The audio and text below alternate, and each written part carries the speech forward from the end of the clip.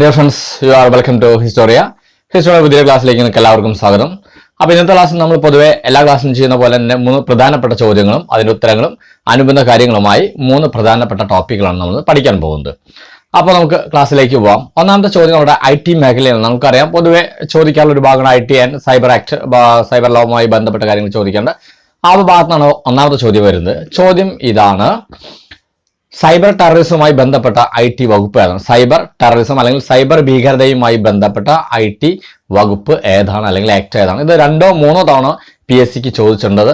LDC നിലവാരത്തിലും ചോദിച്ചു, degree നിലവാരത്തിലും ചോദിച്ചു. നമുക്കറിയാം സൈബർ ആക്ട് പ്രകാരം അല്ലെങ്കിൽ IT ആക്ട് പ്രകാരം 66F ആണ് ഇതുമായി ബന്ധപ്പെട്ട് സൈബർ ടെററിസവുമായി ബന്ധപ്പെട്ട വകുപ്പ് 66F ആണ്. ഇത് പ്രകാരം ജീവപര്യന്തം കിട്ടിയ ലൈഫ് ടൈം ഇംപ്രിസൺമെന്റ് ആണ് കൊടുക്കുന്ന പണിഷ്മെന്റ്. മറക്കണ്ട, സൈബർ ഭീകരത അല്ലെങ്കിൽ സൈബർ ടെററിസവുമായി ബന്ധപ്പെട്ട IT വകുപ്പിച്ചാൽ 66F ആണ്. പണിഷ്മെന്റ് എന്ന് പറയുന്നത് ലൈഫ് ടൈം ഇംപ്രിസൺമെന്റ് ആണ്. ജീവപര്യന്തം തടവാണ് ഈ സൈബർ ടെററിസവുമായി ബന്ധപ്പെട്ട് കൊടുക്കുന്നത്. ഇതിൽ IT ആക്ടിൽ തന്നെ കുറെ പ്രധാനപ്പെട്ട ആക്ടുകളിൽ ഏറ്റവും പ്രധാനപ്പെട്ട കുറച്ച് കാര്യങ്ങളാണെന്ന് പറയുന്നത് 66 ആക്ട് സെക്ഷൻ 66 എന്ന് പറഞ്ഞാൽ ഹാക്കിംഗ് ആണ് എന്നുള്ള സംഭവം എന്ന് പറഞ്ഞാൽ ഹാക്കിംഗ് ആണ് 66 എന്നുള്ളത്. 66A എന്ന് പറഞ്ഞാൽ സൈബർ ഫിഷിംഗ് ആൻഡ് സ്റ്റാക്കിംഗ് ആണ്. Cyber phishing and stalking. Phishing നമുക്കറിയാലോ, മറ്റൊരാളുടെ യൂസർ നെയിം അല്ലെങ്കിൽ പാസ്വേഡ് ഒക്കെ ഉപയോഗിച്ച് അവരുടെ അനധികൃതമായ അൺഅതോറിറ്റി ആയിട്ട് അതിലേക്ക് കയറുന്നതാണ് നമ്മൾ എന്ത് പറയുന്നത് ഈ ഫിഷിംഗ് എന്ന് പറയുന്നത്. സ്റ്റാക്കിംഗ് എന്ന് പറഞ്ഞാൽ മൊബൈൽ ഫോൺ വഴിയോ ഇമെയിൽ വഴിയോ അല്ലെങ്കിൽ സൈബർ മെറ്റീരിയൽസുമായി ബന്ധപ്പെട്ട ഒരാളെ ഭീഷണിപ്പെടുത്തുക, അതിനാണ് സൈബർ സ്റ്റാക്കിംഗ് എന്ന് പറയുന്നത്. അപ്പൊ സൈബർ സ്റ്റാക്കിംഗ് സൈബർ ഫിഷിംഗ് എന്ന് പറയുന്നത് 66A ആണ്. അതിന്റെ പണിഷ്മെന്റ് എന്ന് പറയുന്നത് 3 വർഷം തടവ് ശിക്ഷയും 1 ലക്ഷം രൂപയാണ്, അല്ലെങ്കിൽ രണ്ടും ഒന്നിച്ചു കൊടുക്കുക. ഇതാണ് അതിന്റെ ശിക്ഷ പണിഷ്മെന്റ് എന്ന് പറയുന്നത്. പിന്നെ 66B എന്ന് പറയുന്നത് സൈബർ 66B എന്ന് പറയുന്നത് സ്റ്റോളൻ ആണ്. Stolen of computer and other parts of computer or റിസോഴ്സ്മെന്റ് എന്ന് പറയും.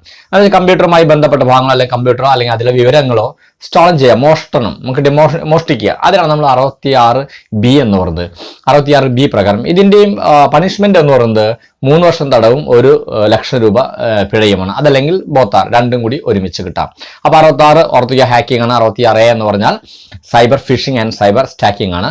പിന്നെ അതിന് 66B എന്ന് പറയുന്നത് സ്റ്റോളൻ ഓഫ് കമ്പ്യൂട്ടർ പാർട്സ് ആണ്.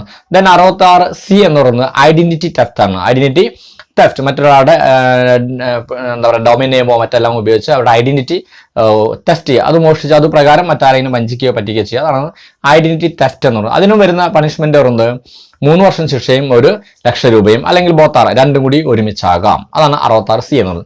ദെൻ 66D എന്ന് പറയുന്നത് സൈബർ പേഴ്സണലൈസേഷൻ ആണ്. സൈബർ പേഴ്സണലൈസേഷൻ വെച്ചാൽ മറ്റൊരാളുടെ നാമത്തിൽ നമ്മൾ മറ്റൊരാളുടെ പേരിൽ അല്ലെങ്കിൽ അദ്ദേഹത്തിന്റെ ആൾമാറാട്ടം നടത്തും. ടോക്കിൽ പറഞ്ഞ ആൾമാറാട്ടം മറ്റൊരാളുടെ, ഇപ്പോൾ ഫോർ എക്സാമ്പിൾ ഫേക്ക് ഫേസ്ബുക്ക് പേജുകളൊക്കെ ഉണ്ടാക്കുക, മറ്റൊരാളുടെ പേരിൽ ഫേസ്ബുക്ക് പേജൊക്കെ ഉണ്ടാക്കി പണം തട്ടുന്ന രീതിക്ക് ഇപ്പൊ അടുത്ത കാലത്ത് ഉണ്ടായില്ലേ, ചില പോലീസ് ഉദ്യോഗസ്ഥന്മാരുടെയും മറ്റാളുകളുടെ പേരിൽ അവരുടെ ഫോട്ടോ ഒക്കെ എടുത്ത് വേറെ ഫേക്ക് പേജുകളൊക്കെ ഉണ്ടാക്കി അക്കൗണ്ട് ഒക്കെ ഉണ്ടാക്കി അതിലൂടെ പൈസ തട്ടുക.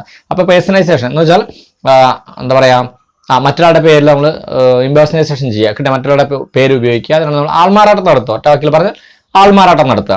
അതിനാണ് നമ്മൾ 66D എന്ന് പറയുന്ന സൈബർ പേഴ്സണലൈസേഷൻ.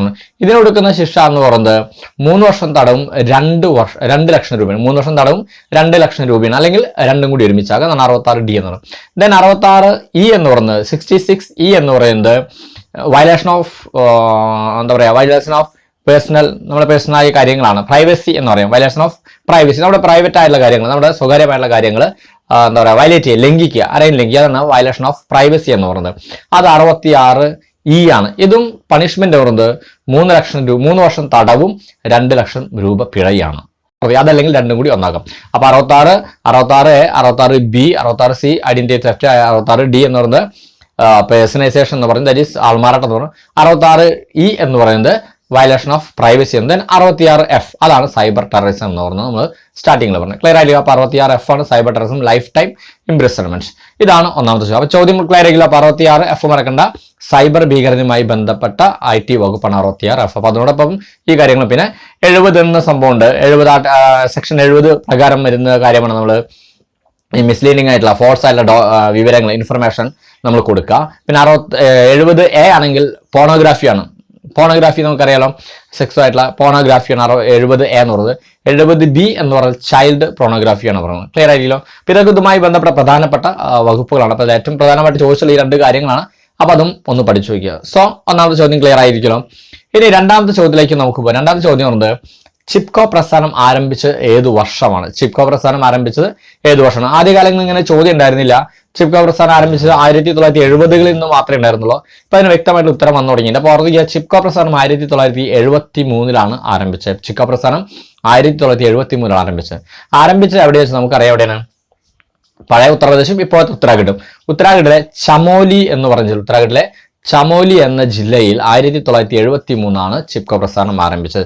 വനങ്ങളെയും വൃക്ഷങ്ങളെയൊക്കെ സംരക്ഷിക്കാൻ വേണ്ടി മരങ്ങളെ ആലിംഗനം ചെയ്യുക എന്നാണ് ചിപ്കോ എന്ന വാക്കിന്റെ അർത്ഥം. അങ്ങനെ വനങ്ങളെയും വൃക്ഷങ്ങളെയൊക്കെ സംരക്ഷിക്കാൻ വേണ്ടി ഉത്തരാഖണ്ഡിലെ ചമോലി എന്ന ഗ്രാമത്തിൽ സുന്ദർലാൽ ബഹുഗുണയുടെ നേതൃത്വത്തിലാണ് നമ്മൾ ഈ പറഞ്ഞ ചിപ്കോ പ്രസ്ഥാനം ആരംഭിച്ചത്. കൂടുതലൊന്നും അതിൽ പറയില്ല. അപ്പൊ ഓർത്തിക്കുക, സുന്ദർലാൽ ബഹുഗുണ ഓർത്തിക്കുക. 1973 ഉത്തരാഖണ്ഡിലെ ചമോലി എന്ന് പറയുന്ന ചമോലി എന്ന ഗ്രാമത്തിലാണ് നമ്മളോട് ചിപ്കോ പ്രസ്ഥാനം ആരംഭിച്ചത്. 1973 മരങ്ങളെ ആലിംഗനം ചെയ്യുക എന്നാണ് വാക്കിന്റെ അർത്ഥം. വനങ്ങളെയും വൃക്ഷങ്ങളെയും സംരക്ഷിക്കാനും വേണ്ടി ആരംഭിച്ച ഒരു പ്രസ്ഥാനമാണ് എന്ന് കൂടി ഓർത്തു വയ്ക്കുക. ക്ലിയർ ആയിരിക്കലോ? അപ്പൊ രണ്ടാമത്തെ ചോദ്യം ഇതാണ്. ഈ സുന്ദർലാൽ ബഹുഗുണ ഓർത്തു വയ്ക്കുക, ചിപ്കോ പ്രസ്ഥാനം ഓർത്തു വയ്ക്കുക, ചമോലി പ്രദേശം എന്ന് ഓർക്കുക, ഉത്തരാഖണ്ഡാണ് എന്ന് ഓർത്തു വയ്ക്കുക. ഇതാണ് നമ്മൾ പറയുന്ന ചിപ്കോ പ്രസ്ഥാനം. ദെൻ മൂന്നാമത്തെ ക്വസ്റ്റ്യൻ ഓർത്തു വയ്ക്കുക. ഇന്ത്യൻ ഭരണഘടനയുമായി ബന്ധപ്പെട്ടാണ്. പാർലമെന്റിൽ അവിശ്വാസ പ്രമേയം അവതരിപ്പിക്കാൻ എത്ര അംഗങ്ങളുടെ പിന്തുണ വേണം? പാർലമെന്റിൽ അവിശ്വാസ പ്രമേയം അവതരിപ്പിക്കാൻ നോൺ കോൺഫിഡൻസ് മോഷൻ എന്ന് പറയുന്നത്, നമ്മൾ നോൺ കോൺഫിഡൻസ് മോഷൻ അല്ലെങ്കിൽ നോ കോൺഫിഡൻസ് മോഷൻ, അവിശ്വാസ പ്രമേയം അവതരിപ്പിക്കാൻ എത്ര ആളുകളുടെ പിന്തുണ വേണം, സപ്പോർട്ട് വേണം എന്നാണ് ചോദ്യം. ഓർക്കുക, പാർലമെന്റിൽ അവിശ്വാസ പ്രമേയം അവതരിപ്പിക്കാൻ 50 ആളുകളുടെ പിന്തുണയാണ് വേണ്ടത്.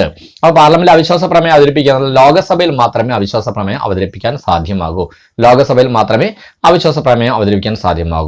ഇനി പ്രതിപക്ഷ പാർട്ടികൾ ഭരണപക്ഷത്തിലെ മന്ത്രിമാർക്കെതിരെയാണ് അവിശ്വാസ പ്രമേയം അവതരിപ്പിക്കുക. അവിശ്വാസ പ്രമേയം അവതരിപ്പിക്കുക. അപ്പൊ അത് മിനിമം 50 ആളുകളുടെ പിന്തുണ ഉണ്ടെങ്കിൽ മാത്രമേ അത് അവിശ്വാസ പ്രമേയം അവതരിപ്പിക്കാൻ സാധ്യമാകൂ. അവിശ്വാസ പ്രമേയം അവതരിപ്പിച്ചത് പാസ്സായി കഴിഞ്ഞാൽ പ്രധാനമന്ത്രിയും മന്ത്രിസഭയും രാജിവെക്കണം. അത് തീർച്ചയാണ്. അവിശ്വാസ പ്രമേയം പാസ്സായാൽ പ്രധാനമന്ത്രിയും മന്ത്രിസഭയും രാജിവെച്ചേ തീരും.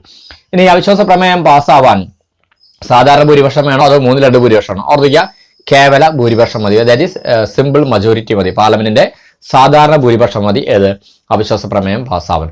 അവിശ്വാസ പ്രമേയം പാസ്സായി കഴിഞ്ഞാൽ പ്രധാനമന്ത്രി മന്ത്രിമാരും രാജിവെക്കണം. അതോടുകൂടി ആ ഗവൺമെന്റ് വീണു എന്ന് നമുക്ക് പറയാം. ഇതാണ് അവിശ്വാസ പ്രമേയം.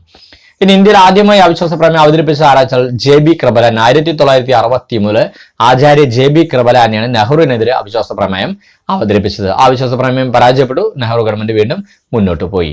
പിന്നെ അവിശ്വാസ പ്രമേയത്തിലൂടെ പുറത്തായ ആദ്യത്തെ പ്രധാനമന്ത്രി ചോദിച്ചാൽ ദാറ്റ് ഈസ് VP സിംഗ് ആണ്. അവിശ്വാസ പ്രമേയത്തിലൂടെ പുറത്തായ ആദ്യത്തെ പ്രധാനമന്ത്രി ചോദിച്ചാൽ അത് VP സിംഗ് ആണ്. രണ്ടാമത്തെ പ്രധാനമന്ത്രി ചോദിച്ചാൽ അത് HD ദേവഗൌഡയാണ്. മൂന്നാമത്തെ പ്രധാനമന്ത്രി ചോദിച്ചാൽ AB വാജ്പേയിയാണ്. അപ്പൊ 3 പ്രൈം മിനിസ്റ്റേഴ്സ് ഇന്ത്യ അല്ലെങ്കിൽ 3 minister in India replaced by non confidence motion. അവിശ്വാസ പ്രമേയത്തിലെ 3 മന്ത്രിസഭയാണ് ഇന്ത്യയിൽ വീണത്. 1 VP Singh, 2 HD Deve Gowda, 3 AB Vajpayee. അവിശ്വാസ പ്രമേയം നേരിട്ട് ആദ്യത്തെ പ്രധാനമന്ത്രി ചോദിച്ചാൽ അത് ആരാണ്?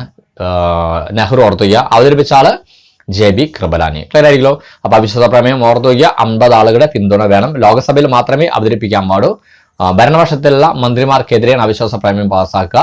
അത് പാസ്സായി കഴിഞ്ഞാൽ പ്രധാനമന്ത്രി മന്ത്രിസഭയും രാജിവെച്ച് സാധ്യമാകൂ എന്ന് ഓർത്ത് വയ്ക്കുക. ക്ലിയർ ആയില്ലോ? അപ്പൊ ഇത്രയാണ് അവിശ്വാസ പ്രമേയം വന്നത്. അപ്പൊ ഇന്ന് നമ്മൾ വളരെ ചെറിയ ടോപ്പിക്കുകളാണ് പഠിച്ചത്. 3 ടോപ്പിക്കുകളാണ്. സൈബർ ടെററിസം ആക്ട് ഏതാണ്? 66F. അപ്പൊ അതോട് ബന്ധപ്പെട്ട് 66 മുതൽ 66F വരെയുള്ള കാര്യങ്ങളും 70A 70B 2 കാര്യങ്ങളും പറഞ്ഞു. ആ 2 ആക്ടുകളും പ്രധാനിക്കാം. ശേഷം ചിപ്കോ പ്രസ്ഥാനം. ഇപ്പൊ നമ്മൾ പറഞ്ഞ അവിശ്വാസ പ്രമേയം. ക്ലിയർ ആയില്ലോ? അപ്പൊ ഈ 3 ടോപ്പിക്കുകൾ വളരെ ഭംഗിയായിട്ട് പഠിക്കുക. ഇതുമായി ബന്ധപ്പെട്ട എന്തെങ്കിലും ഡൗട്ടുകൾ നിങ്ങൾ കമന്റ് ചെയ്യുക, അല്ലെങ്കിൽ 9846298093 ആ നമ്പറിൽ നിങ്ങൾ കമന്റ് ചെയ്താൽ മതി. സോ അടുത്ത ക്ലാസ്സിൽ വീണ്ടും കണ്ടുമുട്ടാം. അതുവരെ എല്ലാവർക്കും ബൈ പറയുന്നതിന് നിങ്ങൾ തീർച്ചയായിട്ടും ലൈക്ക് ചെയ്യുക, സബ്സ്ക്രൈബ് ചെയ്യുക. അതോടൊപ്പം തന്നെ വളരെ വേണ്ടപ്പെട്ട ആളുകൾക്ക്, പഠിക്കണം എന്ന ആഗ്രഹമുള്ള ആളുകൾക്ക്, അതോടൊപ്പം അറിവ് നേടണം എന്ന ആഗ്രഹ ആളുകൾക്ക് തീർച്ചയായിട്ടും നിങ്ങൾ നമ്മുടെ വീഡിയോ ഷെയർ ചെയ്ത് കൊടുക്കുക. സോ അടുത്ത ക്ലാസ്സിൽ വീണ്ടും കണ്ടുമുട്ടാം. അതുവരെ എല്ലാവർക്കും ബൈ.